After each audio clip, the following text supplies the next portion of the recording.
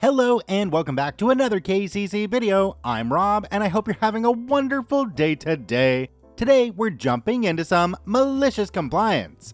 Our first story today comes to us from R007R. Yes, sir. Let's jump right in. About 15 years ago, I was in the army and I had what we'll call a very unique skill set. There were several people in my unit with that specific skill set, but for some odd reason, all of the hot 20 to 26 females got Monday to Thursday shifts and had Friday, Saturday, and Sunday off, while guys like me got Thursday to Monday night shifts, despite having seniority over some of the ladies in both rank and time on mission. To make things worse, administrative staff like our commanding officer and platoon sergeant bosses worked Monday to Friday and weren't willing to budge on us being active during their work hours. This meant that quarterly training like PowerPoints we had to watch for harassment typically occurred both on my day off and in the middle of my sleep time. Given that I worked 16-hour shifts and the round trip to base was an hour, I was perpetually sleep deprived. Even if I got off work on time and went straight home, I could get optimistically 6 hours of sleep per day between driving, eating, and showering. This went on for years over my objections. I literally went nearly 2 years without a day off concurrently with my wife, a day worker. Interestingly, the Army did a study demonstrating that after 18 hours of consciousness, you make the same number of stupid and careless mistakes as if you were legally intoxicated. Sadly, no one told my platoon sergeant. He decided that sleep deprivation didn't matter. In fact, one day when I was transitioning from a junior enlisted, technically a specialist, but if you're not familiar with Army ranks, think private, to an NCO, sergeant, and my platoon sergeant decided I needed some NCO responsibilities. Reasonable. We were having a range day, we had to qualify annually with the M16 Pew Pew, and we needed a duty driver to shuttle soldiers back and forth from the barracks. I was voluntold. Suffice it to say that I was on loan to a certain agency, and I needed to put in an ops release to miss work. It was rejected due to staffing issues. At the time, there was no one else available that could do a certain thing that I could do. I told my platoon sergeant, and he informed me that the ops release was a courtesy. I was going, and it would only take 8 to 10 hours. But sergeant, I tried to explain, I worked 16 straight hours leading up to the start of this driving, and I'd have to work another 14 straight hours at the end of it. On top of that, as driver, I'd be driving soldiers down winding roads I'm not familiar with in a van bigger than anything I've ever driven before while half asleep. Then, at the end of what would be a 40-hour shift, I'd need to drive 30 minutes to get home. Does that seem safe? Safe, Specialist OP? Do you think the soldiers in Iraq right now are safe? As I said, about 15 years ago. Well, no, but at least they're getting hazard pay. You're dismissed, Specialist. So, I mean, what could I do? I only fell asleep twice while driving, and both times were at stoplights. I also made every single passenger aware of my sleep situation. Keep in mind, I was already sleep deprived coming into this, so they made sure to chat with me, bring me coffee, and do other things that decreased their chances of dying in that van.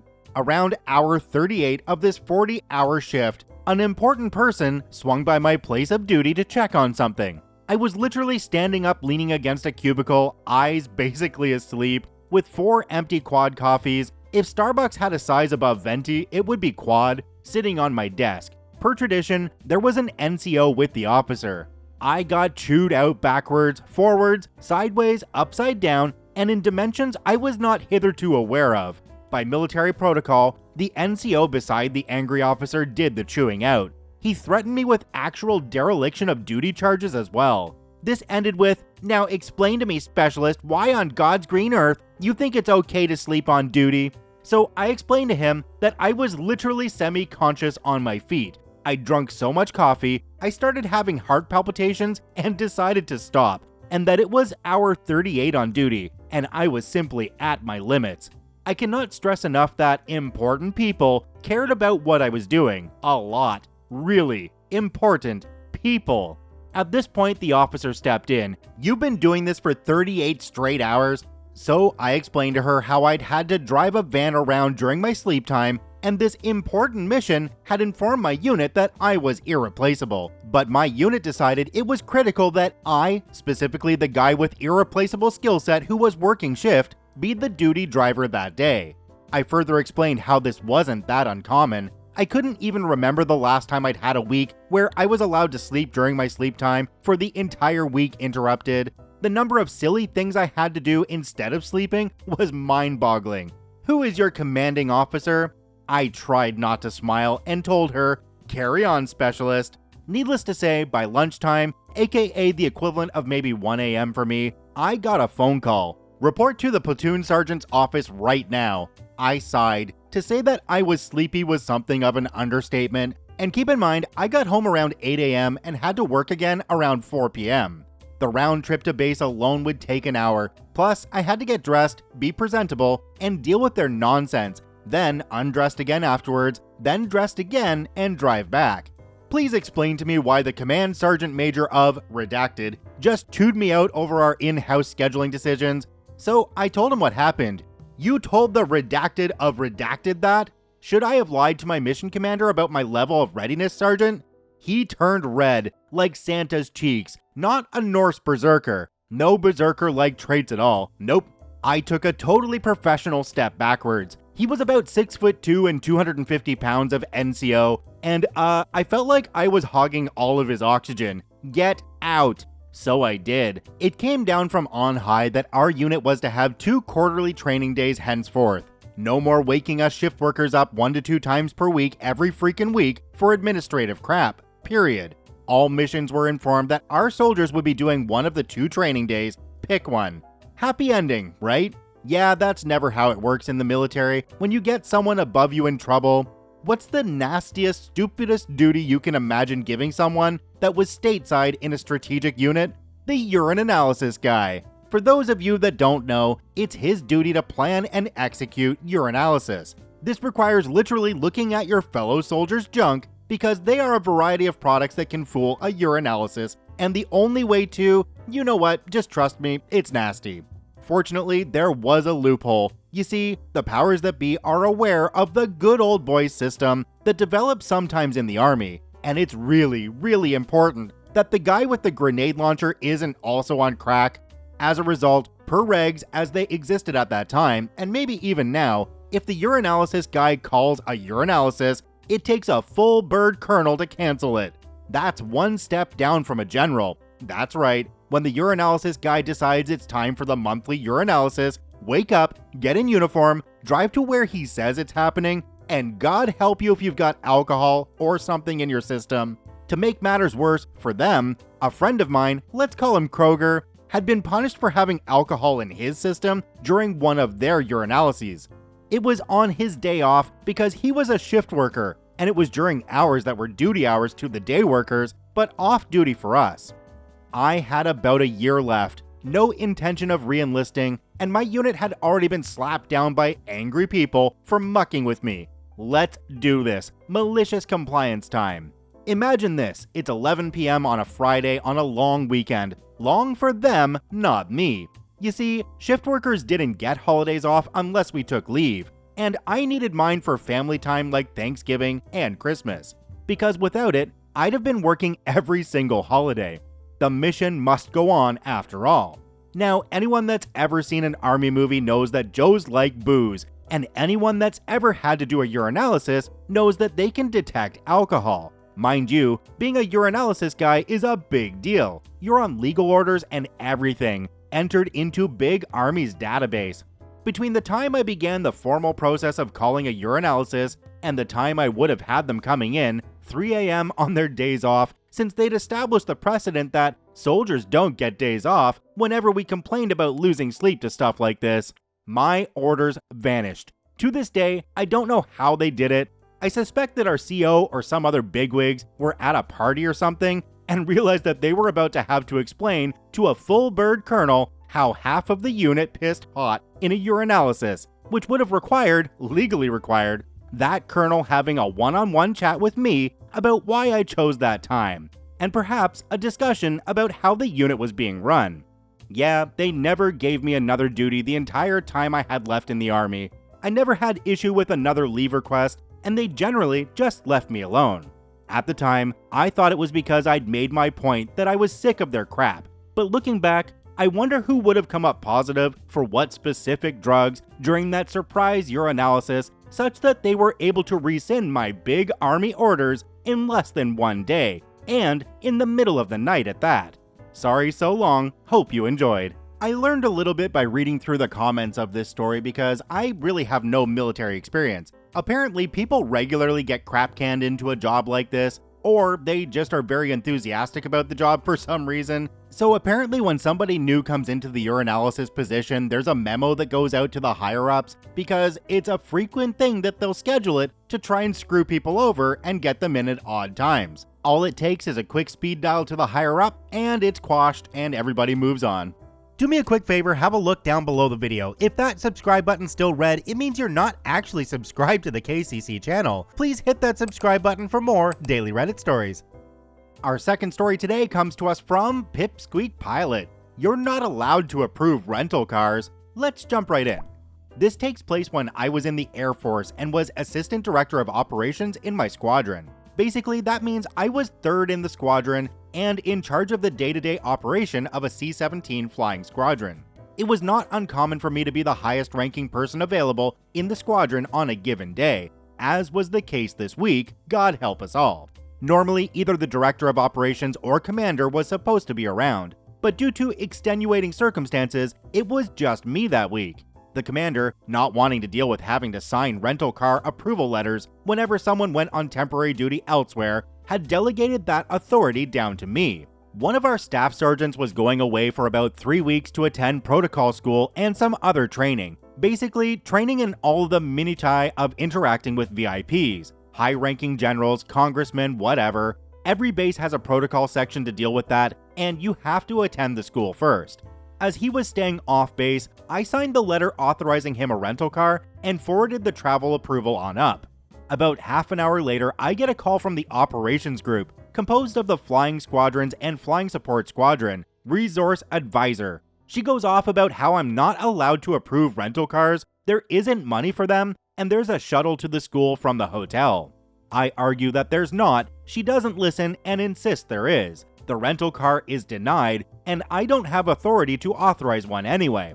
Fine, I call the hotel and confirm that there is indeed no shuttle. The hotel is also not near any food. I resubmit the travel authorization with taxi to and from the campus every day, and then one for dinner in the evening.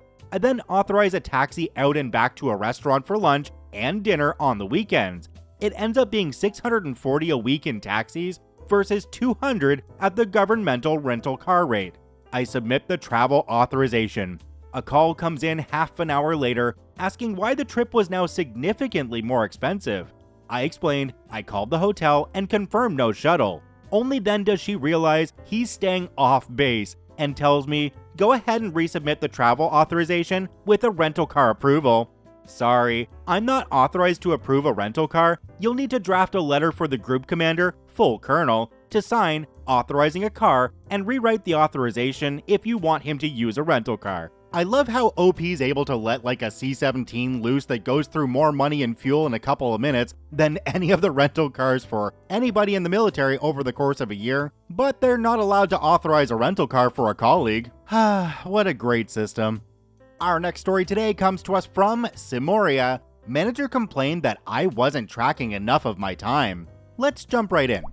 Around 10 years ago, I was working for an IT company that supported many small and medium-sized businesses in the area. Many of our customers paid a monthly fee for us to be available for phone-based support. We didn't bill for this time because it was included in their contracts. I was working salary and was way overworked because of bad management practices, frequently putting in 12 to 16-hour days. Management knew this. When I tried to explain to management that we needed more help because I was beyond burnt out, my manager stated that he couldn't justify the extra help because our numbers didn't show exactly how overworked we were. In fact, based on my ticket tracking, I was only putting in 7 to 8 hours a day. Is that so? From this point, I decided that every minute of my day would be tracked. Time could only be tracked in 5-minute increments, and we were told to track our time tracking time against our own company.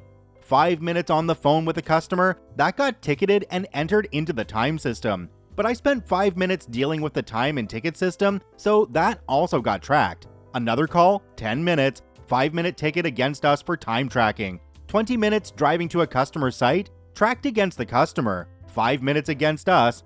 I ended up frequently entering dozens of things per day. Everyone in the team started doing this. It was a small team of 3, but the tickets all added up quickly. What's important to note is that every time we submitted a ticket or a time entry, the boss also got an entry in the system that he had to go review and approve. If he had to read the tickets and approve them, it would have taken most of a day just to approve everything. Then, he could go about his normal day. But he didn't do this daily. He frequently waited a few days or a week before approving stuff. This meant that by the time he went into the system, he had hundreds of things to approve. He came to complain about the sheer volume of tickets and that he'd spent his entire weekend in the crummy ticket system just approving everything. We pointed out that this was exactly what he'd asked for. He asked us to go back to the old way. And then, we couldn't justify our need for more help. Left the company shortly afterward because I was tired of being paid a pittance for skilled labor. Within 3 months, the rest of the team had quit. The company was sold, and that department no longer exists. Shrug. At this point, not my monkeys, not my circus. Kinda makes me wonder if the boss clocked in his time closing tickets, but I guess that wouldn't be enforceable by OP. If you're in a workplace where your boss is constantly asking you what you've done for the day, it's a good idea to track your time as well, even if they're not asking you to do that, because then you can just flip over a sheet to them and say, yep, this is what I did all day, here's my times, go away. Final story today comes to us from Paper Radiator. Stick to the scheduling? You got it. Let's jump right in. So, about a year ago, I started a new job in specialized technical support for electronic devices. For most of these products and issues, we had a very extensive list and database of information from which to follow procedures. One of these databases is specifically made for self-guided trainings and other informative things that we usually get assigned whenever needed. For these assigned trainings, you'd usually get a few more minutes than actually needed, but sometimes a lot more.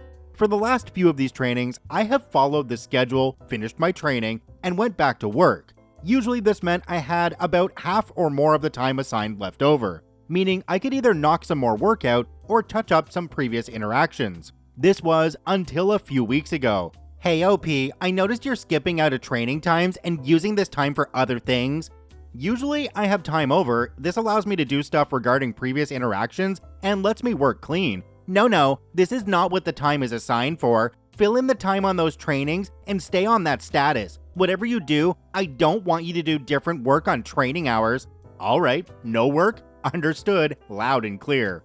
Cue malicious compliance. The next 2 weeks we get assigned more and more trainings for new launches, arising issues, and more. Each day, about 3 to 4 hours worth of trainings, give or take.